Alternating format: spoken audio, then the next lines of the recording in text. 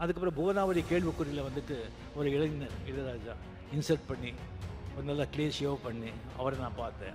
அதுக்கப்புறம் ஒரு நாள் திடீர்னு பார்க்குற கம்ப்ளீட்டாக வந்து ஒரு வேஷ்டி ஜுப்பா போட்டு ருத்ராட்சை போட்டு முடியெல்லாம் வந்து மொட்டை அடிச்சுட்டு வந்து பொட்டோட இருக்காங்க. ஒரு பார்த்த உடனே நான் சாமியான்னு கூப்பிட்டேன். என்ன சாமியான்னு சொன்னேன். இதான் சாமி ஒரிஜினல்னு சொன்னாங்க. அப்போலேருந்து அவர் எப்போவுமே சாமியான்னு நான் கூப்பிடுறேன். ராகங்கள் அப்படி வருது, ஜஸ்ட் 6 மணி தொட்டு அப்படியே கொட்டுறாங்க. சாமி இந்த கதையை வந்து ஒரு லைன் கூட நான் படிக்கலை, எனக்கு தெரியாது, நீங்கள் படம் பண்ணுங்கள். இந்த படம் சில்வர் ஜூப்ளி போகலைன்னா நான் 6 மணியும் தொட மாட்டேன், பாட மாட்டேன்னு சொன்னேன். எனக்கு டக்குன்னு அடிச்சு கமல், ரஜினிகாந்த், விஜயகாந்த், ராமராஜன், முரளி, மோகன் எல்லாருக்கும் ஒரே டைமில் மியூசிக் போட்டு கொடுக்குறாரு. பட் எல்லாருக்கும் ஒரே மாதிரி தான் பண்ணுறேன்னு சொல்ல, அது உண்மையிலே கமல்ஹாசன் மட்டும் கொஞ்சம் எக்ஸ்ட்ரா கம்ப்ளீட்லி அவருடைய உலகமே வேற. இங்கே நம்ம உலகத்தில் அவர் இல்லை, இசை உலகத்தில் அவர் இருக்கார்.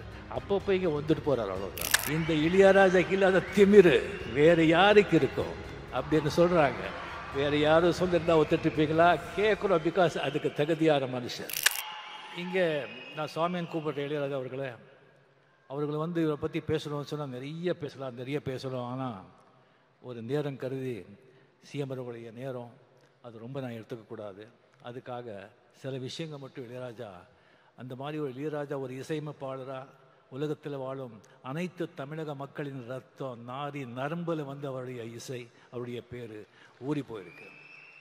இப்போ ஜஸ்ட் ஒரு நோட் அடித்தாலும் எப்படி நீங்கள் பிடிச்சி இது பண்ணுறீங்க பாருங்கள்.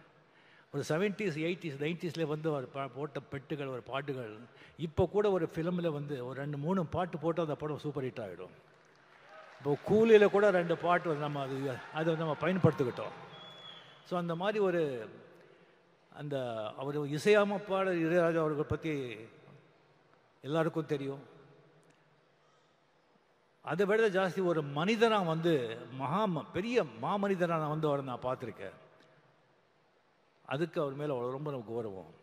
ஒரு 1600 படங்கள், 800 பாட்டுகள், 1500 பாடல் பாடியிருக்காரு, 508 பாடு எழுதியிருக்காரு. 50 வருஷம், இது சாதாரண விஷயமா என்ன? சரி, அவரை வந்துட்டு நான் பல விதங்களில் 50 வருஷத்தில் வந்து பல நேரங்களை சந்திச்சிருக்கேன். ஃபஸ்ட்டு நான் பார்த்த 74 வந்து ஜிகே வெங்கடேஷ் கிட்ட ரெசிடெண்ட்டாக இருக்கும்போது, நான் ஃபிலிம் யூனிவர்சிட்டியில் படிக்கும்போது அந்த ஸ்டுடியோ ரவுண்ட் போகும்போது பார்த்தேன். ஒரு சின்ன ஒரு பையன் அதிர்ஷ்டிங்க பார்த்தேன். அதுக்கப்புறம் புவனாவதி கேள்விக்குறியில் வந்துட்டு ஒரு இளைஞர் இளையராஜா இன்சர்ட் பண்ணி ஒரு நல்லா க்ளீன் ஷேவ் பண்ணி அவரை நான் பார்த்தேன். அதுக்கப்புறம் ஒரு நாள் திடீர்னு பார்க்குற கம்ப்ளீட்டாக வந்து ஒரு வேஷ்டி ஜுப்பா போட்டு ருத்ராட்சை போட்டு முடியெல்லாம் வந்து மொட்டை அடிச்சுட்டு வந்து பொட்டோட இருக்காங்க. ஒரு பார்த்த உடனே நான் சாமியான்னு கூப்பிட்டேன். இது என்ன சாமியான்னு சொன்னேன். இதான் சாமி ஒரிஜினல்னு சொன்னாங்க.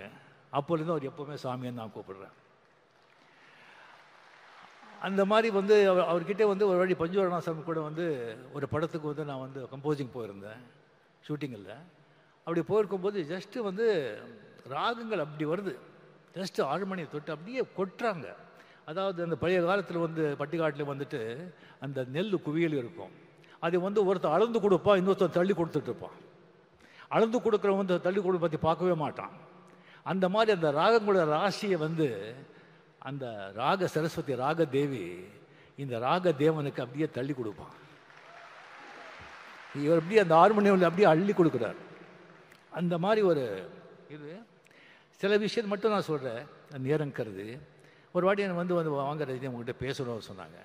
என்ன சமாச்சாரம் சொல்லி போனால், இந்த மாதிரி ரஜினி உங்களுக்கு தெரியும், நம்ம பாவதார் அண்ணா வந்து அவர் மறைஞ்சிட்டார், இன்னொரு பாஸ்கர், இன்னொரு அமரன், கங்கை அமரன் வந்து அப்படியே அவன் செட்டில் ஆகிட்டான், மியூசிக் பண்ணிவிட்டு டைரக்ட் பண்ணிக்கிட்டு அவன் செட்டில் ஆகிட்டான். அந்த பாஸ்கர் கொஞ்சம் செட்டில் பண்ணணும், நீங்கள் ஒரு படம் பண்ணணும் சொன்னாங்க. சரி சாமி நான் பண்ணிடுறேன் அப்படின்னு சொல்லி டேட் கொடுத்தேன். பஞ்சவர்ணாச்சலம் எல்லாம் பேசிக்கிறாங்கன்னு சொன்னாங்க. சரி, ராஜாதி ராஜா படம் இது பண்ணி அதுக்கப்புறம் பார்த்தா ஆர் சுந்தரராஜன் ஒரு பெக்யூலர் டைரக்டர், பெரிய ஹிட்டு கொடுத்துருக்காரு. பட் சீனெல்லாம் இருக்காது அவர்கிட்ட. அதே ஒரு வித்தியாசமாக இருந்தது. எனக்கு என்னடா இது அப்படின்னு சொன்னேன். அதுக்கப்புறம் பாஸ்கர் கம்ப்ளீட்டு படத்தை பற்றியே பேச மாட்டார், வேறு விஷயந்தான் அவர் பேசுவார். அதுக்கப்புறம் எனக்கு ஒரு டென்ஷன் ஆச்சு. அது பஞ்சு சார் ஊரில் எல்லாம் ஏதோ சொந்த காரியமாக போயிருந்தாங்க. ராஜாசாமி கிட்ட பிரசாத் ஸ்டுடியோ போயிட்டு, சாமி இந்த மாதிரி ரொம்ப டிஸ்டர்பாக இருக்குது, படம் எப்படி வரும்னு தெரியாது, இந்த மாதிரி பாஸ்கர் மாதிரி இருக்கார் அப்படின்னு சொன்னால் என்னை பார்த்து சிரித்தார். சுவாமி இந்த கதையை வந்து ஒரு லைன் கூட நான் படிக்கலை, எனக்கு தெரியாது, நீங்கள் படம் பண்ணுங்கள். இந்த படம் சில்வர் ஜூப்ளி போகலைன்னா நான் 6 மணியும் தொட மாட்டேன், பாட மாட்டேன்னு சொன்னாங்க. அங்கே யாரோ ப்ரொடியூசர் இருந்தாங்க, இவர் தான் சாட்சி. எனக்கு டக்குன்னு அடிச்சது. இது சொல்கிறது செய்கிற ஆள் அவர். என்னங்க இப்படி சொல்கிறீங்க? நான் சொல்லலை சாமி, அந்த மூகாம்பிகா அந்த தாய் சொல்ல வைக்கிறா, நான் சொன்னேன், அவ்வளோதான். நீங்கள் போங்க. எனக்கு இன்னும் டென்ஷன் ஏறிடுச்சு எனக்கு. ஓ என்னையா இது? அதுக்கு போய் ஊட்டியில் போகிறேன், ஒரு பாஸ்கர் மார்னிங் வந்து அப்படியே வந்து காதில், ரஜினி நல்ல மழை, இன்னைக்கு ஷூட்டிங் இல்லை, இன்னும் 2 நாள் மழை, மட்டன் குழம்பு இட்லி அப்படின்னு. அந்த மாதிரி எனக்கு 25 வாரம் என்னடா இதுன்னு சொல்லிட்டு எனக்கு ரொம்ப டென்ஷன் ஆகிட்டு, அதுக்கப்புறம் நானே மென்டலி முடிவு பண்ணியிருந்தேன். நோ அப்படின்னு சொல்லி ஒரு 10 எக்ஸிபிட்டர்ஸு 10 சென்டரில் வந்து நம்ம தெரிஞ்சவங்க கிட்ட படம் சரியாக ஓலைன்னா கூட நாமளே பணம் கொடுத்து சில்வர் ஜூப்ளி ஓட்டிடலாம் அப்படின்னு சொல்லி மைண்டில் செட்டிலாக இருந்தேன் நான். படம் சொன்ன மாதிரி சில்வர் ஜூப்ளிங்க, சில்வர் ஜூப்ளி. என்ன ஒரு நம்பிக்கை, ஒரு கான்ஃபிடென்ஸ். எனக்கு ஒரு கடவுள் நம்பிக்கை இருக்குது, ஆனால் இந்த மாதிரி ஒரு நம்பிக்கை, சரண்டர் சொன்னால் அதெல்லாம் பலிக்கும். ஸோ அந்த மாதிரி வந்து கம்ப்ளீட்லி வந்து அவர் வந்து இளையராஜா, சாரி கமல், ரஜினிகாந்த், விஜயகாந்த், ராமராஜன், முரளி, மோகன் எல்லாருக்கும் ஒரே டைமில் மியூசிக் போட்டு கொடுக்குறாரு. பட் எல்லாருக்கும் ஒரே மாதிரி தான் பண்ணுறேன் சொல்ல, அது உண்மையிலே கமல்ஹாசனுக்கு மட்டும் கொஞ்சம் எக்ஸ்ட்ரா. அது ஆல்ரெடி சொல்லியிருக்கேன் நான், அது சிஎம் முன்னாலேயே அதை நான் பதிவு பண்ணுறேன். கமலுக்கு தான் அவர் கொஞ்சம் ரொம்ப ஜாஸ்தி. இது ஒன்றும் இல்லைங்க, அது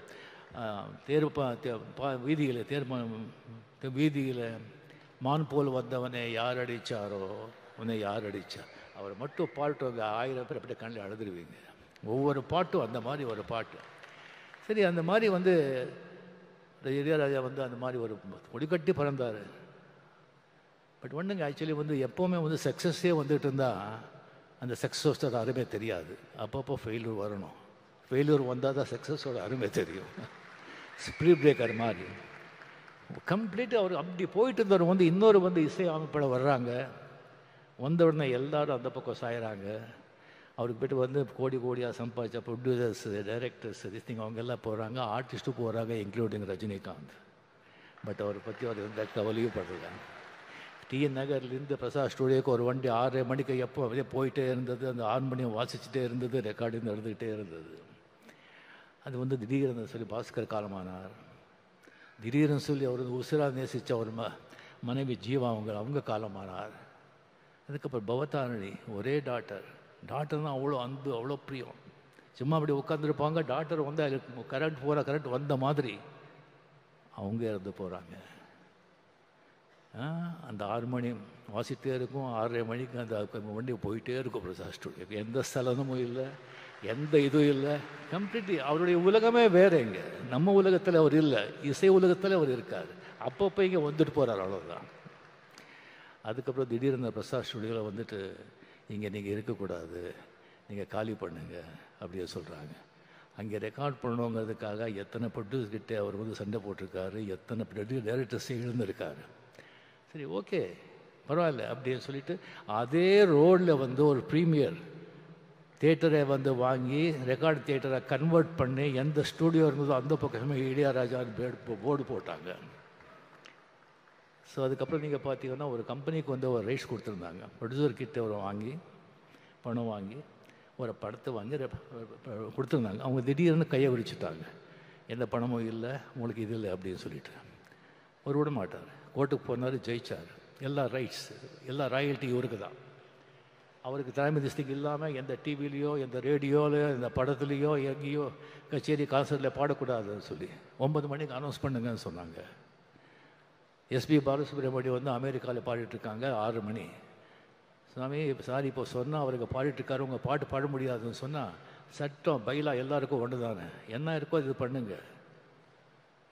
எஸ்பிபி வந்து டெஃபினட்டாக பாட மாட்டான், நிறுத்திடுவான். அப்படியே சொல்லி எஸ்பிபி கோச்சிக்கிட்டாங்கன்னு சொன்னால் அவனுடைய நண்பனே கிடையாது. அது பாடிட்டு இங்கே வந்து என்னை பார்க்குறான்னு சொன்னாங்க. அதே மாதிரி எஸ்பிபிக்கு வந்து அங்கே பாடிட்டுருக்காங்க, நியூஸ் போகுது. அங்கேயே அனௌன்ஸ் பண்ணி இனிமேல் இளையராஜா பாட மாட்டேன், வேறு மியூசிக் டைரக்டர் பாட மாட்டேன்னு நிறுத்திட்டு சென்னை வந்தோடனே அவங்க பார்த்தாங்க. 2 பேர் அந்த இண்டஸ்ட்ரி இழந்தது. ஒன்று எஸ்பி பாலசுப்ரமணியம், இன்னொன்று விவேக். இது 2 பேர் இடத்தையும் யாராவது நிரப்பவே முடியாது.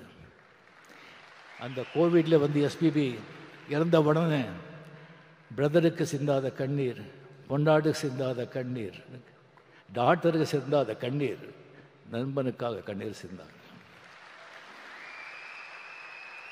அதுக்கப்புறம் வந்து ஒரு சர்ச்சை வந்தது, ஒரு டிபேட், ஒரு பாட்டு வெட்டு ஆகணும்னு சொன்னால் மெட்டா இல்லை வரிகளா அப்படின்னு. Full debate, வாக்விவாதங்கள். டிபேட் இருக்கணும், வாக்விவாதம் நடக்கணும், கருத்தை வச்சு நடக்கணும், அப்படியே தனி மத தாக்குதல் இருக்கக்கூடாது. அது என்னுடைய அன்பு. அது இது. ஸோ இது பண்ணிகிட்டு இருக்காங்க. ஒரு 2 மாதம் ஆச்சு, 2 மாதம் ஆச்சு. அப்போ தான் இளையராஜா மீடியா கிட்டே வந்தாங்க. கண்ணுக்கும் போது சார் இந்த மாதிரி டிபேட் நடந்துட்டுருக்கேன்னு சொல்லும்போது, அப்படியா, அது எல்லாம் எனக்கு தெரியாது. சரியாக வந்துட்டு 2 நாள் வந்துட்டு 3000 பேஜஸ்க்கு வந்து நான் சிம்ஃபனி எழுதியிருக்கேன், இது வந்து அங்கே வந்து ரெக்கார்ட் பண்ண போகிறேன் அப்படி சொல்லி போகும்போது வந்து மீடியா கிட்டே சொல்கிறாங்க, இந்த மாதிரி சிம்ஃபனி யாருமே இது வரைக்கும் எழுதுதில்லை, பண்ணதில்லை. இந்த இளையராஜாக்கு இல்லாத திமிரு வேறு யாருக்கு இருக்கும் அப்படின்னு சொல்கிறாங்க. வேறு யாரும் சொல்லியிருந்தா ஒத்துட்டுப்பீங்களா? கேட்குறோம், பிகாஸ் அதுக்கு தகுதியான மனுஷர். அதுக்கப்புறம் ரெக்கார்ட் பண்ணி வந்துட்டு சொல்கிறாரு, இந்த இளையராஜாவை எந்த அளவுகோல் வச்சியும் அளக்க முடியாது, அதுக்கு மீறி நின்னவனா 82 இயர்ஸ், இன்னும் பாருங்கள் என்னென்ன பண்ணுறேன்னு சொல்லுங்கள். அது இளையராஜா, இன்க்ரெடிபிள் இளையராஜா.